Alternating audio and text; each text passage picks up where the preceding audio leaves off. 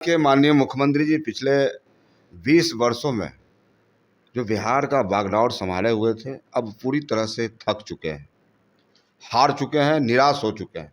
बिहार इनसे संभल नहीं रहा है। अपराधियों के हवाले पूरे बिहार हो गया। एक दिन में 25-25 लोगों की हत्याएं हो रही है, 12-12 पुल एक बार में गिर रहे हैं। आखिर हो क्या रहा है बिहार में? डबल इंजन की सरकार है। अभ्यर्थियों को हक मिलना चाहिए, उनको अधिकार मिलना चाहिए। पेपर लीक पर बात करते हैं। बीपीएससी टीआरई थर्ड में परीक्षा हुआ, पेपर लीक हो गया। इसके बाद अब 19 जुलाई से परीक्षा होने को है। अभ्यर्थी अभी भी डरे हुए हैं कि कहीं पेपर लीक ना हो जाए। एज रिलैक्सेशन की मांग कर रहे हैं, सप्लीमेंट्री रिजल्ट की मांग कर रहे हैं। नीतीश कुमार से भी मिले, अभी तक नोटिफिकेशन जारी नहीं किया गया अभ्यर्थियों के हक में। क्या लगता है, मिलेगा भी या नहीं? देखिए, ये सरकार युवा विरोधी के। नमस्कार, मैं मनीष और आप देख रहे हैं मीडिया दर्शन। लगातार बिहार में अपराध के मामले सामने आ रहे हैं। आपको बता दें कि रोहतास जिला में एक कुशवाहा समुदाय की ताल्लुक रखने वाली एक लड़की नीतू कुमारी का रेप कर उसे नहर में फेंक दिया गया। इसके बाद मामला काफी तूल पकड़ा, तमाम नेता पहुंचे, लेकिन अभी तक कार्रवाई नहीं हो पाई है। इसी मुद्दे पे बात करेंगे। हमारे साथ मौजूद हैं आरजेडी के प्रधान महासचिव सह विधायक रणविजय साहू जी। लगातार अपराध का ग्राफ बढ़ रहा है। पहले नबीनगर में एक महिला के बच्ची के साथ जो है दुष्कर्म किया गया, उसे फेंक दिया गया, और फिर अब रोहतास जिले में इस प्रकार का घटना का अंजाम दिया गया है। क्या कहेंगे इस पे आप? देखिए, बिहार के माननीय मुख्यमंत्री जी पिछले 20 वर्षों में जो बिहार का बागडोर संभाले हुए थे, अब पूरी तरह से थक चुके हैं, हार चुके हैं, निराश हो चुके हैं। बिहार इनसे संभल नहीं रहा है। अपराधियों के हवाले पूरे बिहार हो गया। एक दिन में 25-25 लोगों की हत्याएं हो रही है, 12-12 पुल एक बार में गिर रहे हैं। आखिर हो क्या रहा है बिहार में? डबल इंजन की सरकार है, केंद्र सरकार, बिहार सरकार, और तमाम जगह भ्रष्टाचार, लूट, अपराध। तो राष्ट्रीय जनता दल एक कमज़ोरों की पार्टी है, गरीबों शोषितों की पार्टी है, मजदूरों की पार्टी है। यह पार्टी चुप बैठने वाली नहीं है। हम सड़क से सदन तक लड़ेंगे। 22 जुलाई को मानसून सत्र सदन का चलने वाला है। हम लोग सरकार को घेरेंगे, हल्ला बोल करेंगे, और सरकार को पूरी तरह से नैतिकता नहीं है कि सरकार में बने रहे। और माननीय नेता प्रतिपक्ष तेजस्वी प्रसाद यादव जी के नेतृत्व में एक बड़ा जन आंदोलन होगा। अगर बात की जाए तो आप लोग लगातार आवाज़ बुलंद करने की बात कर रहे हैं, लेकिन केंद्रीय मंत्री जीतन राम मांझी तो कह रहे हैं कि ये षड्यंत्र है, विपक्ष के लोग शामिल हैं जो पुल गिर रहे हैं उसमें। देखिए, असलियत ये है, जीतन राम मांझी साहब अपने समाज की चिंता नहीं करते हैं। जीतन राम मांझी साहब चिंता करते हैं सत्ता की, कुर्सी की।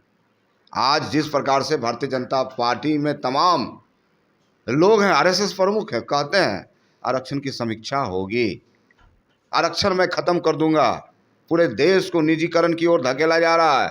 जहां रेलवे पूरे हिंदुस्तान का, पूरे वर्ल्ड का, एशिया का सबसे बड़ा संस्थान हुआ करता था, 17 लाख 18 लाख लोग उसमें काम करते थे, आज मात्र 5 लाख लोग रह गए।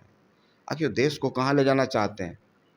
अंबेडकर साहब का जो सपना था, अंबेडकर साहब ने इस संविधान का जो रचयिता थे, उन्होंने जो ताकतें दी, अधिकार दिया गरीबों को, वंचितों को, कमज़ोरों को, समाज के अंतिम पायदान के लोगों को जो आरक्षण दी, उस आरक्षण को छीनने का पूरी प्रयास किया जा रहा है।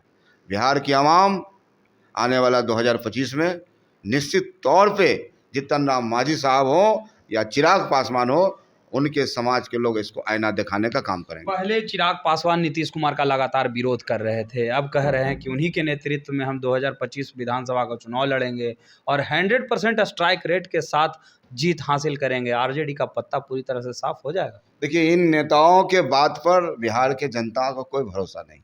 एक नेता जो उप मुख्यमंत्री सम्राट चौधरी जी हैं, उन्होंने कहा था पगड़ी मैं तभी उतारूं जब नीतीश कुमार जी को मैं कुर्सी से उतार दूंगा।